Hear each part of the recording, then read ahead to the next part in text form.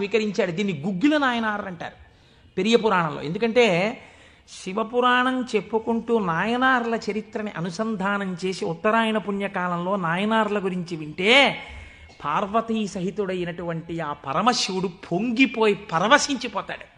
అందుకే లౌకికమైన ఉదాహరణలు మానేసి అవసరమైన చోట నాయనార్ల చరిత్రలే కలిపేద్దాం.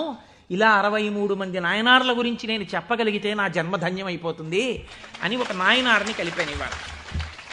కనుక ఒకనాడు ఒక విచిత్రం జరిగింది. భక్తి అంటే ఎంత చిత్రంగా ఉంటుందో చూడండి. ఈ గుగ్గిల నాయనార్ జీవితంలోనే ఆ పక్కనే ఉన్నటువంటి రాజ్యంలో ఒక శివలింగం ఒకటి ఉంది. ఆ శివలింగం మొన్నను మేము కంచి వెళ్ళాం. ఆ కంచి వెళ్ళినప్పుడు శివలింగం ఇలా ఉంటుంది, గొట్టంలాగా కింద వెడల్పుగా ఉంటుంది, పైకి వెళ్ళే కొద్దీ సన్నగా ఉంటుంది.